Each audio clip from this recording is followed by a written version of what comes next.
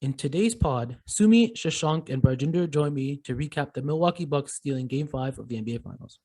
We cover game plans, player performances, and who we think will win the Finals MVP. I'm Param, and this is Operation 6.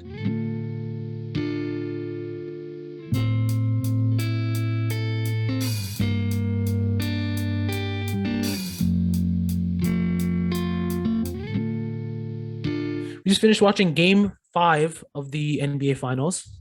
Bucks took it 123 to 119, and they're now up 3-2 in this series. Yeah. After starting it in a 2-0 series deficit. What do you guys think about tonight's game, boys? I feel like this game you really saw a good amount of the adjustments that the Bucks made. You didn't really see Giannis just like barreling in like he usually does. He's playing more like as like a facilitator off the pick, which was nice to see. Like it was refreshing.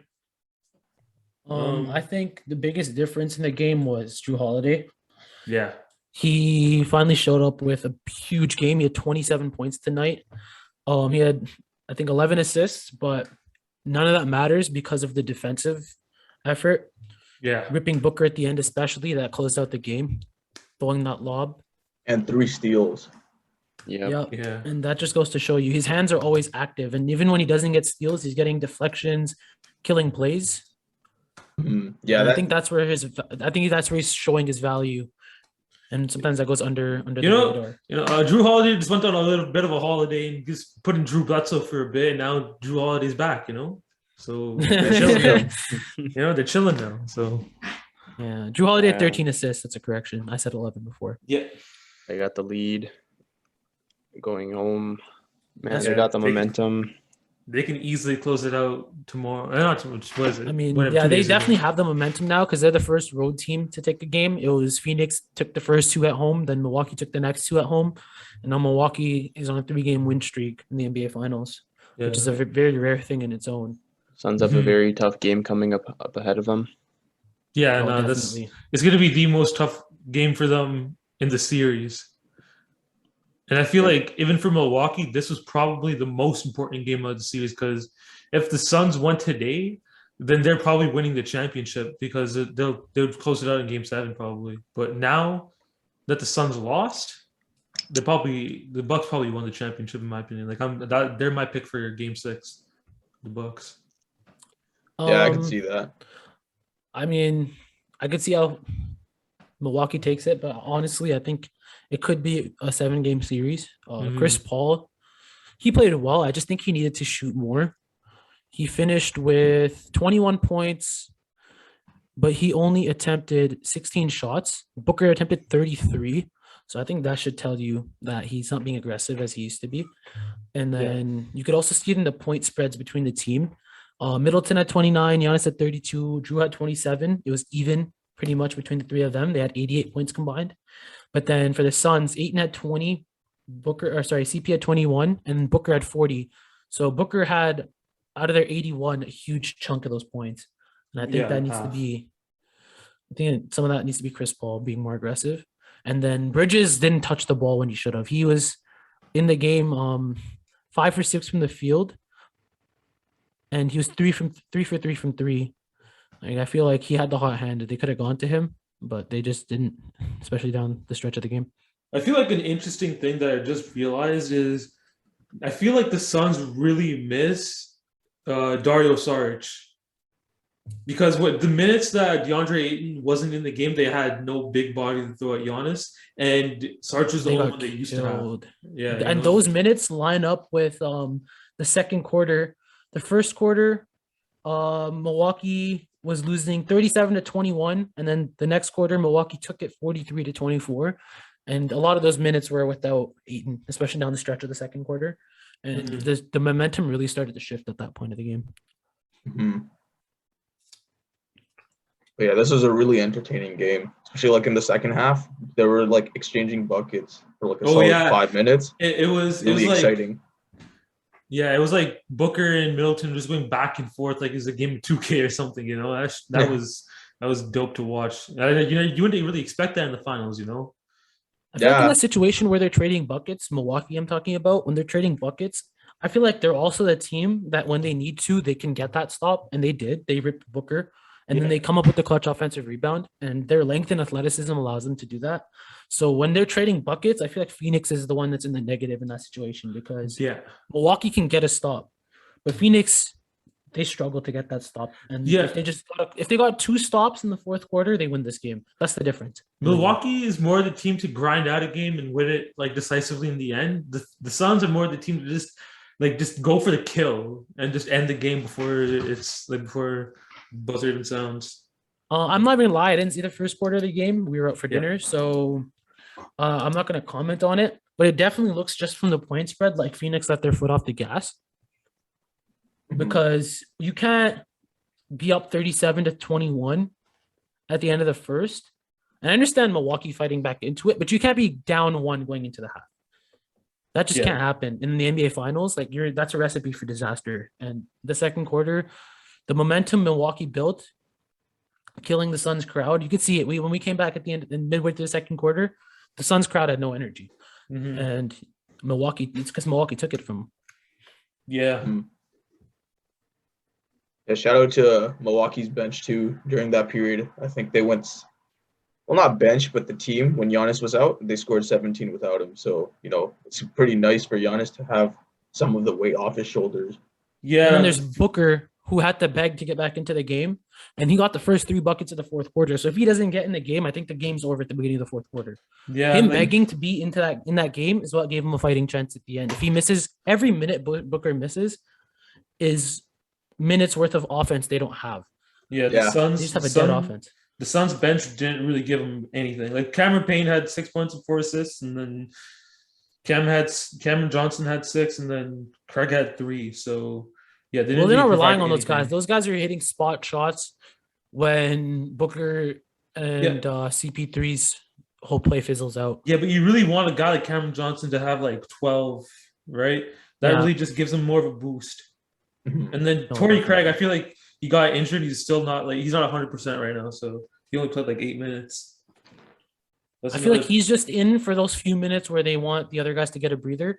I feel like Phoenix has like 6 players in total because at points in the game, Craig and what's the point guard's name? Cameron Payne, they give him nothing. Yeah. So it's basically just the 5 and Cam Johnson, and then they have a half player each in the other 2 at best. Yeah, that's true. They just need more, and they don't have it. And they losing Sarge killed them. I feel like if they had Sarge, they would have won one of the games in Milwaukee, and they would have been up 3-2 right now. Yeah, if not anything, they would have won this game, and then they would have been up 3-2. What do you guys think we got to change, or the Suns have to change going into Game 6? I feel like Chris Paul just has to be more aggressive, and then maybe try and find some more touches for like Cameron Johnson. But everyone else just has to stay their course, and they'll probably win next game. That's if Chris Middleton and or Drew Holiday doesn't just go off and gets. I feel like 40. You have to force Brook Lopez and PJ Tucker to take shots. Yes. Just to disrupt the momentum of Chris Middleton at home. I feel like there's a potential always for Drew Holiday to go either way. And if Drew Holiday, if he told me next game he had 27 points and 13 assists, I wouldn't be surprised. But if he told me he had 10 points on 20 shots and fucking 4 assists, I wouldn't be surprised. Yeah. So they really need to stifle Chris Middleton because right now he is the Robin of the offense. Kendrick Perkins is getting clowned all week for calling Giannis the Robin and Middleton the Batman. Middleton's definitely the Robin. Yeah. But Middleton in the clutch definitely has that Batman in him to bring it home. And he did it tonight. Huge. That step back 3 killed him. Yeah. He's definitely their late shot like creator, And he's tall, man. His shot's unblockable. And he's so smooth. Yeah, he's lanky as Yeah.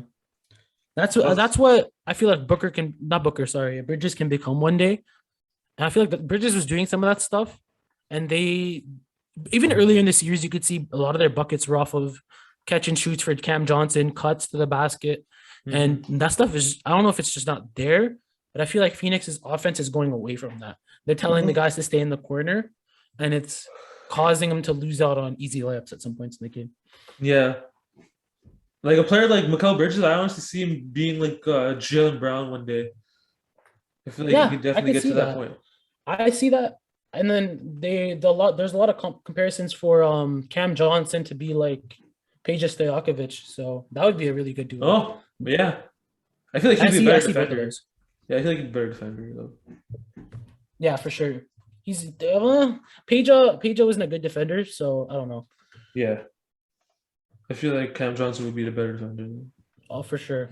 He has the athleticism too. That dunk last game was crazy. Mm-hmm. That dunk at the end of the game to basically seal the deal. That was probably like one of the best like out in NBA history, bro. You can't even cap because that sealed the game.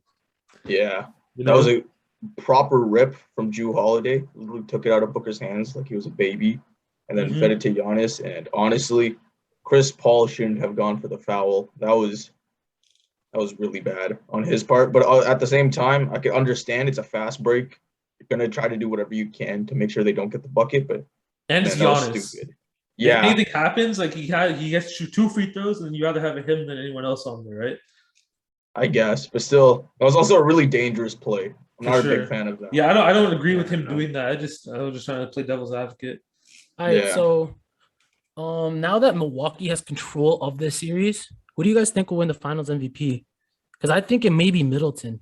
It's gonna be Giannis, bro. It's gonna be Giannis. But if Middleton has a 40-point game next game and Giannis has like 27, like they did in game, I think he might take some votes, but it has to be Giannis, man. Yeah, I know. I would say it would be Giannis, but man, it might be like remember the Raptors where Van Vliet got like a vote. Okay, but Chris Middleton's doing way more than Van Vliet right now. Yeah, no, this is what I mean. He might get like a couple votes, maybe 1 or 2, but like, dude, let's be honest. Well, at the end of the day, there's only 11 voters, so yeah, I can see that actually. Yeah, I don't know. Without Giannis, I'm not even sure Milwaukee stands a chance. Yeah, that's very true. That's true. They're not even in the finals though without Giannis. So I don't think they stand a chance with either. If they miss any of those two, I don't think they stand a chance either way. That's true. They need both. Middleton. But like, once again, like the games where Jrue Holiday and Chris Middleton didn't show up, Giannis still showed up. So like, that might also be taken into account. He's been so good the entire like playoffs. Mm-hmm. He's been a beast in the entire playoffs, and he's been getting ridiculed for everything he does, not guarding KD, missing free throws. Through the whole thing, he's performing at an elite level. He looked like LeBron. LeBron was at the game, and honestly, like sometimes when Giannis was attacking the basket, I felt like I was watching LeBron. Yeah, it's the way he's just like a finesse. Yeah. I got a question for you guys. Do you guys think if Bucks win, does Giannis solidify himself into the superstar position?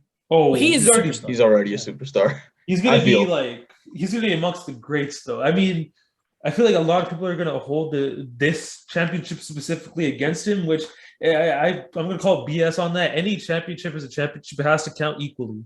I don't give a damn. So personally, honestly, I agree with Sumeet on the bias perspective that our championship gets ridiculed a lot because KD went down and then Clay went down.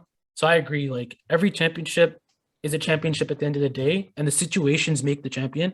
So in this situation, it just is what it is. Kyrie got injured. For the Suns situation, Anthony Davis was injured. Like they could have lost the Lakers. So it just is what it is. Yeah. Yeah, like when the NBA playoffs are like a big war, right? And each round is a battle. At the end of the war, whoever's standing last wins, right? So you can't just say, these two guys got killed. They're the best people. Oh, they should have won. Like, no, they got injured. It is what it is. You got to move on. It's just like what if situations. So like, I guess you could say take credit away for the team, which is like, in my opinion, it's sad.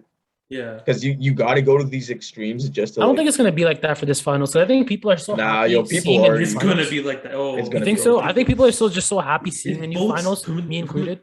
Remember, it's gonna be worse this year because both teams, people are gonna say they got to the finals because someone in like the Western Conference Finals or like the Eastern Conference Finals got injured. It doesn't matter at the end of the day.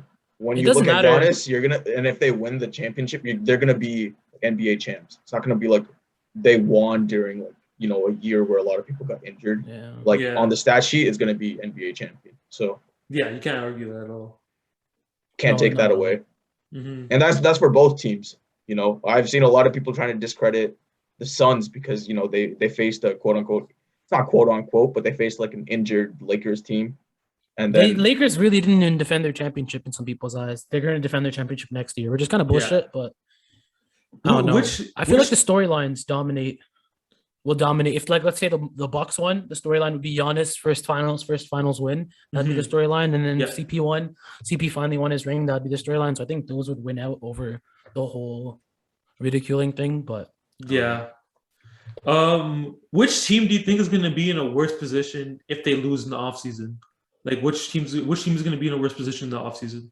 Oh, if the Bucks both. lose, they're in a much worse position because I think they already had so many issues that need to be addressed anyways. Coach Bud is the biggest one. Let's be real. But like for the Suns' perspective, outside of Chris Paul, they're so young. They have so much time to develop. They shouldn't even be here right now. Yeah. So yeah, definitely the Bucks. Okay, yeah. I think the Bucks are definitely 100%. I agree. Yeah, but either way, I still feel like next year, like we won't see either teams in the finals. Yeah, I mean either. Yeah, I think it's gonna be Suns, Lakers next. Not Suns, sorry. What am I saying? Nets, Lakers next year. Well, we'll see how what moves each team makes. Maybe Kawhi decides to go somewhere, but that's a discussion for a different pod. But Kawhi's injured, so again, Kawhi next year. There's no Kawhi. Kawhi makes no difference on next year's championship. Yeah, I guess we'll just have to wait to see. Yeah, well, I'm so excited to see how this plays out because this offseason, there's not a lot of like talented players. I would say like on the high end talent wise that are free agents, but Kawhi is the biggest one, and what he does is going to be very interesting. But Bar said it last podcast, like one of the dumbest things he did was leaving Toronto. I'm a Raptors fan, so it's biased, but he was in a winning situation, and he could have won the championship this year. You could have won the championship in 2020. Last year, they could have been potentially on a. I'm not a one to do hypotheticals very often, but they could have potentially been defending for a three-peat right now. Yeah, for sure. I mean, I see them beating the Bucks easily. I mean, like they did it before. The Bucks, like, no problems. Yeah, like they did it before. I don't see why they can't do it again. Giannis regressed a little bit, realistically. Giannis, I mean, nah, you can't really say he regressed. I mean, no, because his free throw shooting was better. His jump shooting is the exact same. Like hasn't really developed it. I guess you could see he's better defensively. He's more smart on the defensive end. Honestly, he's just the same player at this point. But he's just the same player, and I feel like when you're shooting free throws worse, you've regressed. Okay, yeah, that's true. Yeah, it's more playoff experience though, right? Yeah. And the finals games too. It's definitely going to develop him as a player too. Yeah, maybe it changes a lot. Like, who knows? Maybe it just instills more confidence in him to the point where he starts hitting threes and stuff. Maybe it does something to him. I feel like the worst thing for a lot of franchises is when dumb things work. Yeah. And I'm just scared that Bud is going to be the coach still next year. Because we won the championship. Coach Bud should be our coach. And I think win or lose, and I think it maybe win now. Yeah. Should still fire Coach Bud. There's a lot of options out there. There's a lot of coaches to make a run at. I feel like they should have done it earlier. Maybe just get a new assistant coach. Like if Kevin Durant hits that game winner, if that's a three, like right now the Bucks have a new coach, realistically speaking. Yeah, for sure. I mean, but honestly, this series they made a few good adjustments. Like it's not like they just won on pure step back threes from Chris Middleton tonight, right? Like they made adjustments. They played the game better. I think especially on the defensive end, they were making good shots and shit, but I think their biggest impact was on the other side of the court. They got a lot of stops. Yeah, because I see the Suns as that type of team also that they can win a game without playing defense that well because they can just outscore a team. But you can't outscore the Bucks. You can outscore the Bucks, but when the Bucks' advantage is strength and they get layups every possession, you're gonna get worn down by the end of the game, and then the Bucks can just clamp up, force you to take a tough shot, come up with a stop, or rip you out of nowhere like Drew Holiday did. And then what are you gonna do when the game's over? Yeah, that's what we're seeing, right? In the finals games, Suns just kind of really late game. They just look tired. I mean, this is the Yeah. second Bucks come from behind series from 2-0, and then they were down 1-0 against the Hawks as well. So I don't think this is a new situation for them. I don't think they were panicking, especially because the first two games were in Phoenix and they were going back home. But now in Phoenix, they took a game. They're the first team to take a road game. And now Phoenix has to take a road game where the series is over. It's not there's no way around that for them now. Yeah, just made and so they got a chance to win it at home. So And they had a they're chance gonna to play. win. They're gonna play harder. They were there. They had the game. They had a stranglehold in the game to start the game. And then they really made a run in the fourth quarter where it looked like when they got the stop and they were coming down before Booker got ripped, it really looked like they were about to score and take it. Yeah, I was so hyped at that point. I was like, yo, but like Suns are about to win this. And like this is from four guys that didn't really care about any of these teams going into it. And then as the series progressed, we want Phoenix to win more and more and more, even though we're Raptors fans. And like our horse has been out of the race. Our horse was never in the race. But it's just interesting to see how many other people in the world are like that right now, where none of these teams are their teams and they're just hyped. Yeah, I mean, like especially like Milwaukee and Phoenix, like you're not gonna be a fan of those two teams unless you're born there. Yeah, because they're small markets. Like there's a lot of Lakers fans outside of LA, Warriors fans outside of Golden State, outside of Oakland, now San Francisco. There's a lot of Raptors fans all over the country, even down in the States. Yeah. But like when there's the small market teams, it's interesting to see like just how fans react to it. Before we close out the pod, I wanted to talk about one big thing. So the NBA is going to do the play-in tournament next year. What do you guys think about that? Because personally, I love it. I love the competitiveness. I like it as well. The competitiveness and everything around it. It's a good vibe. Game 7, essentially, just a game 7. It's literally a game 7. Yeah. It gives this like so intense that like every bucket just is that much more amplified. For real, like I didn't see that level of intensity in a game until Bucks Nets the game 7 in the second round. Like the play-in was more competitive and more tense than the first round of the playoffs. Yeah, and that's just crazy to me. Yeah. Hopefully, Steph Curry and the Warriors they're in it next year because that's another team that we didn't get to see this year. I miss Steph in the playoffs, man. It's funny because people used to hate on this team. Yeah, people used to hate on those teams so much. Like that's the thing. People hated on KD. He was gone. Now they miss him. They wanted him to win.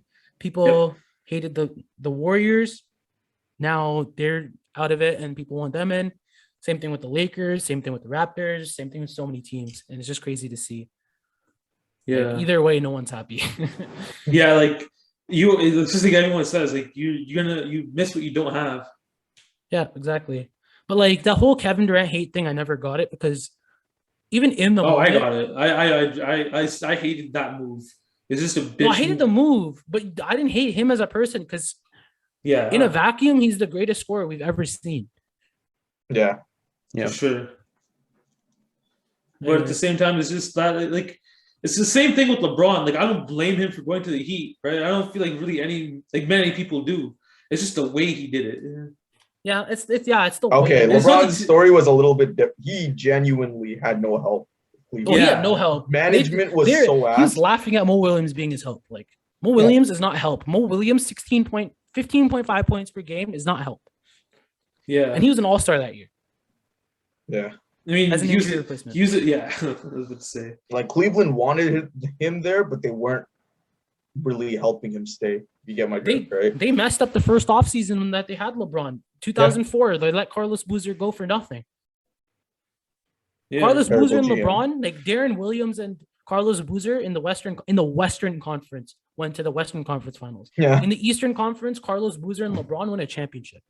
Mm-hmm. Yeah, for sure.